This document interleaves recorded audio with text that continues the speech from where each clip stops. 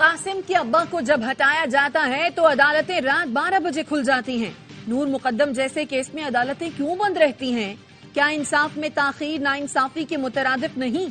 لاہور میں نگراں وزیر اعظم سے طالبہ کا سوال۔ وزیر اعظم نے تالیاں بجا کر ڈانٹ دی۔ جواب میں کہا، قاسم کے ابا جب خود ہوتے ہیں تو انہیں حمید کی اماں نظر نہیں آتی۔ پاکستان کے نظام عدل پر سنگین سوالات ہیں۔ وزیر اعظم نے کہا، اسلام آباد میں مظاہرین کو قانون کے مطابق روکا گیا۔ قانون کی خلاف ورزی پر ادارے ایکشن لیتے ہیں۔ شدت پسندی کسی نہ کسی کے رولز پر چل رہے ہوتے ہیں۔ کالا دم ٹی ٹی پی خود کو بچانا بھی چاہتی ہے اور ضرب بھی لگانا چاہتی ہے۔ امن پسند بھائی ہو سکتے ہیں مگر شدت پسندوں کو بھائی نہیں کہہ سکتا۔ ایک بچہ دوسرے بھائی یا بہن کو مار دے تو ماں باپ کیا کریں گے؟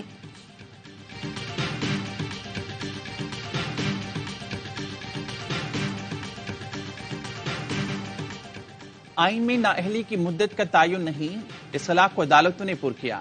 دیکھیں گے اصل آئین اس بارے میں کیا کہتا ہے۔ ہر وقت پارلیمنٹیرینز کی مذمت نہیں کرنی چاہیے۔ چیف جسٹس قاضی فائز عیسیٰ کی تاحیات نااہلی کیس میں ریمارکس۔ جسٹس منصور علی شاہ نے کہا، ایک شخص کو ایک بار سزا مل گئی تو بات ختم کیوں نہیں ہو جاتی؟ کیسے ہو سکتا ہے کہ سزا کاٹ لینے کے بعد بھی کبھی انتخابات نہ لڑ سکے؟ آئین میں ہر سزا کی مدت ہے تو نااہلی تاحیات کیسے ہو گئی؟ اٹارنی جنرل بولے، جب تک عدالتی فیصلے موجود ہیں تاحیات نااہلی کی ڈکلیریشن اپنی جگہ قائم ہے۔ نواز شریف کی تاحیات نااہلی کے فیصلے پر نظر ثانی ہونی چاہیے۔ عدالت تاحیات نااہلی کی تشریح کے فیصلے کا دوبارہ جائزہ لے۔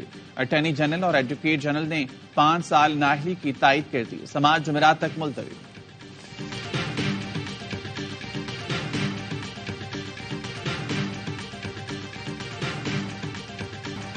الیکشن کے لیے جو اہلیت بیان کی گئی، قائد اعظم ہوتے تو وہ بھی نااہل ہو جاتے۔ صادق اور امین کے الفاظ کوئی مسلمان اپنے لیے بولنے کا تصور نہیں کر سکتا۔ میں کاغذات نامزدگی جمع کراؤں اور کوئی کہے یہ اچھے کردار کے نہیں تو میں چیلنج نہیں کروں گا۔ چیف جسٹس قاضی فائز عیسیٰ نے کہا، اچھے کردار کے بارے میں کیا وہ ججز فیصلہ کریں گے جو خود انسان ہیں؟ اصل آئین میں یہ شقیں موجود نہیں تو کس نے ڈالی؟ وکیل مخدوم علی خان نے کہا، یہ شقیں 1985 میں صدارتی آرڈیننس کے ذریعے ڈالی گئیں۔ 18ویں ترمیم میں بھی ان کو نہیں چھیڑا گیا۔ چیف جسٹس نے ریمارکس دیے، آپ کا مطلب ہے یہ شقیں ضیاء نے ڈالی؟ عجیب بات ہے، حلف لینے والا شخص آئین توڑے تو وہ اعلیٰ کردار کا مالک کیسے ہو سکتا ہے؟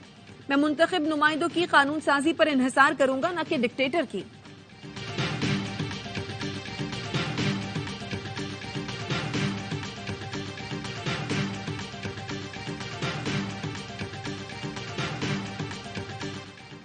ایک لیڈر کو نااہل کیا گیا، اب اسے وزیراعظم بنانے کی کوشش کی جا رہی ہے۔ ہم آئین اور قانون کے مطابق اس کا راستہ روکیں گے۔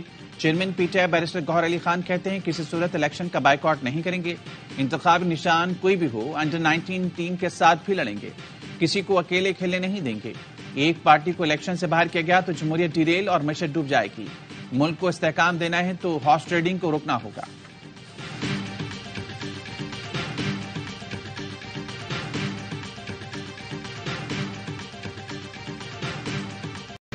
پی ٹی آئی انٹرا پارٹی الیکشن اور انتخابی نشان کا کیس، پشاور ہائی کورٹ نے الیکشن کمیشن کی نظر ثانی درخواست پر فیصلہ محفوظ کر لیا۔ وکیل الیکشن کمیشن نے موقف اپنایا۔ فریق ہونے کے باوجود 26 دسمبر کو ہمیں سنے بغیر فیصلہ سنایا گیا۔ کیس میں عبوری ریلیف کے بعد کچھ بچا ہی نہیں، حکم واپس لیا جائے۔ ایڈوکیٹ جنرل اور ایڈیشنل اٹارنی جنرل نے کہا، نگراں حکومتیں اس کیس میں فریق نہیں بننا چاہتی۔ ہمیں نوٹس کیا گیا تو عدالت کی معاونت کریں گے۔ پی ٹی آئی کی استدعا پر سماعت کل تک ملتوی۔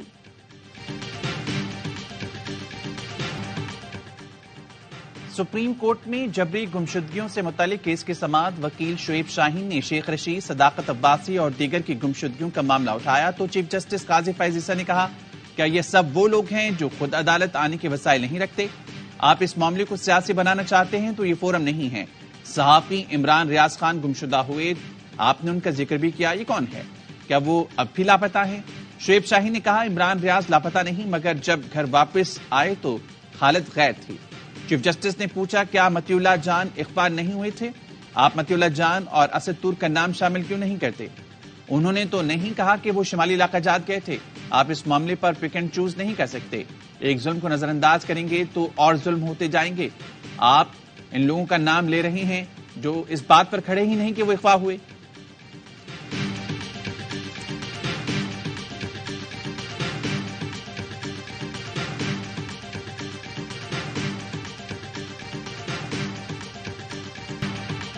یہ تو مسنگ پرسن سے ہٹ کر مسنگ بل کا کیس بن گیا۔ شیریں مزاری کا جبری گمشدگیوں سے متعلق بل سینٹ سے غائب ہونے کے شعیب شاہین کے دلائل پر چیف جسٹس کے ریمارکس۔ چیف جسٹس نے پوچھا، کیا اس معاملے پر شیریں مزاری نے استعفیٰ دیا؟ ایک وزیر بل کی حفاظت نہ کر سکے تو لاپتہ افراد کا تحفظ کیسے ہوگا؟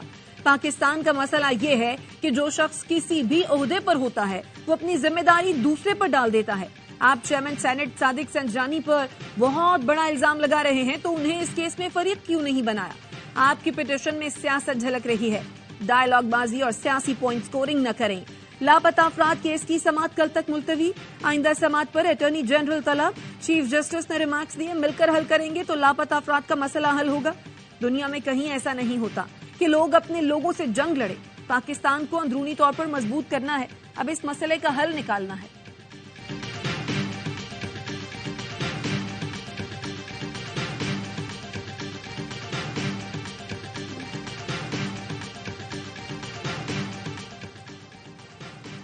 جو ہتھ کنڈے استعمال ہو رہے ہیں، لگتا ہے کچھ لوگ چاہتے ہیں انتخابات نہ ہوں۔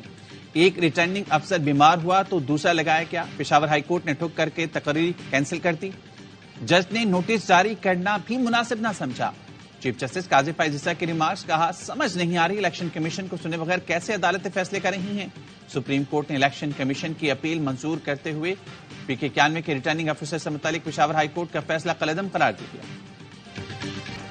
بانی PTI کے کاغذات نامزدگی مسترد کیے جانے کے خلاف اپیلیں تیار، دستخط کے لیے اڈیالہ جیل بھجوا دی گئیں۔ اپیلیں کل لاہور اور راولپنڈی میں دائر کی جائیں گی۔ سربراہ عوامی مسلم لیگ شیخ رشید نے راولپنڈی کے 2 حلقوں سے کاغذات مسترد کرنے کا اقدام ٹریبونلز میں چیلنج کر دیا۔ شعیب شاہین کی کاغذات مسترد ہونے کے خلاف اپیل، الیکشن کمیشن کو کل کے لیے نوٹس۔ کراچی سے مزمل اسلم نے RO کے فیصلے کے خلاف ٹریبونل سے رجوع کر لیا۔ عمیر نیازی کی اپیل پر ٹریبونل نے اعتراض کنندہ اور RO کو کل طلب کر لیا۔ تیمور جھگڑا نے بھی کاغذات مسترد ہونے کے خلاف اپیل کر لی۔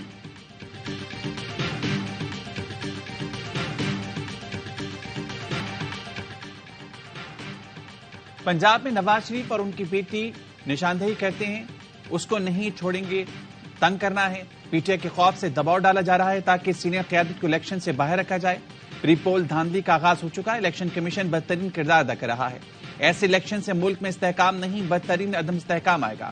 PTI رہنما اسد کیسر کی ایوانیو سے گفتگو، کہا دھاندلی کے تمام حربوں کے باوجود الیکشن جیتیں گے۔ فیصلہ سازوں سے کہتا ہوں خدارہ شفاف انتخابات کرائیں، لیول پلینگ فیلڈ دیں۔ نون لیگ چاہتی ہے ہمارا اداروں سے ٹکراؤ ہو اور انہیں سیاسی فائدہ پہنچے۔ یہ ان کی غلط فہمی ہے کہ PTI اور فوج میں فاصلے بڑھائے گئے۔ نون لیگ کی پروپیگنڈا مہم ناکام ہوگی۔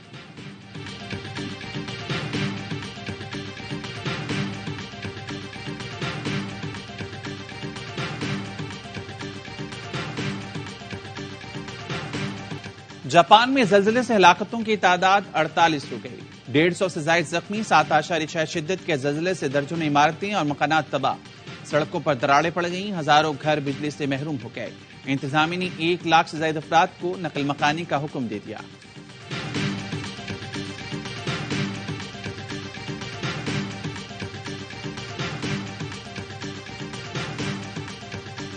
اور ٹوکیو میں مسافر طیارہ رن وے پر کوسٹ گارڈ کے طیارے سے ٹکرا گیا۔ کوسٹ گارڈ طیارے میں سوار 5 افراد ہلاک، مسافر طیارے میں سوار تمام 379 افراد محفوظ رہے۔